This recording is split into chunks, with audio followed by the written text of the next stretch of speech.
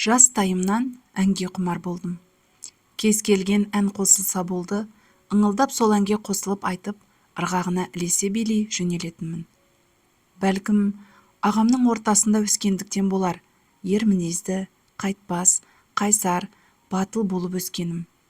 Бойымда қызға тән қылық жоқ, тұла бойым тұнып тұрған энергия. Билегенде жан тәніммен беріле билеймін.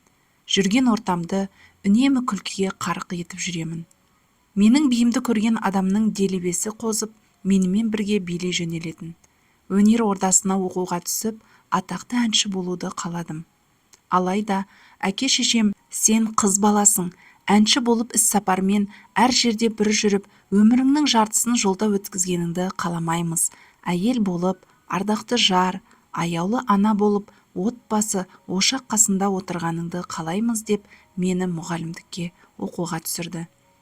Өзге қалаға оқуға кеттім. Әкем мен анамның қалауына қарсы келгім келмей, өзім қаламасам да мұғалімдікке оқып жүрдім. Бірақ адам баласы жаны сүйіп қалаған іспен айналыспаса болмайды екен. Ән айтпаса тұншыға бастаймын. Денем ауырсынып, өз теріме өзім симай кетемін. Құрбыларыммен бірге караокеға барып, ән айтып, жаным рахаттанып қалатын. Бірде караокеде ән айтып тұрғанымда, бір жас жігіт біздің бөлмеге кіріп келді. Жан тәнімен ән айтып тұрған мен, ол кісіні мүлдем байқамаған едім. Ән біткен сәтте қол соғып қошемет көрсеткенде таңданып қалдым. Қарындас, сіздің даусыңыз өте керемет екен. Тыңдаған адамның құлағының құрышын қандырады. Әнді жаныңызбен сезініп айтып тұрғаныңызды байқадым. Кәсіби әншілерден еш кем емес. Көп рахмет, бірақ сізді танымадым. Сіз кімсіз? Мен продюсермін. Сіздерге қарасам студенттерге ұқсайсыздар. Иә, студентпіз. Менің сіздерге ұсынысым бар. Егер қарсы болмасаңыз, бізбен бірге ән жазып, той-томалақта ән шырқап, біраз ақша таба аласыз.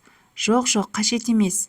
Дарыныңызды неге ішке тұншықтырасыз? Сіздің дауысыңыз құлаққа майдай жағады. Тартымды дауыс. Қажет емес.